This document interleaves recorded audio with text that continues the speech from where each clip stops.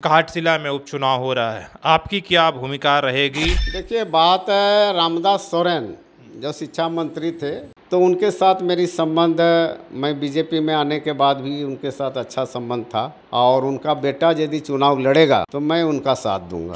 Officially BJP में है? नहीं, मैं ऑफिशियली बीजेपी में नहीं हूँ।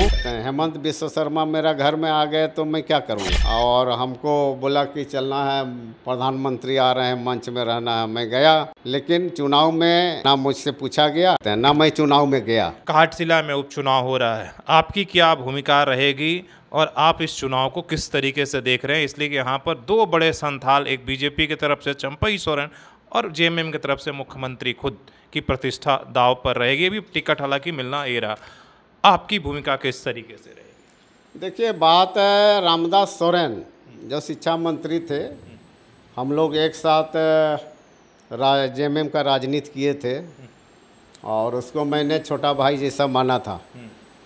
और जब मैं जेएमएम में था तो उनको जिला अध्यक्ष भी मैंने 89 में उसको बनाया था, पूर्वी सिंहभूम जिला अध्यक्ष। तो उनके साथ मेरी संबंध, मैं बीजेपी में आने के बाद भी उनके साथ अच्छा संबंध था और उनका बेटा यदि चुनाव लड़ेगा तो मैं उनका साथ दूंगा। लेकिन आप तो ऑफिशियली बीजेपी में हैं? नहीं, मैं ऑफिशियली बीजेपी में नहीं हूँ।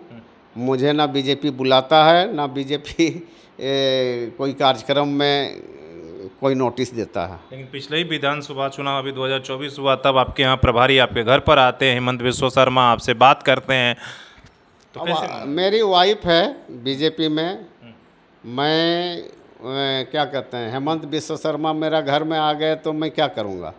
आए, अब उनके साथ बातचीत हुई और हमको बोला कि चलना है, प्रधानमंत्री आ रहे हैं, मंच में रहना है। मैं गया, लेकिन चुनाव में ना मुझसे पूछा गया, ना तो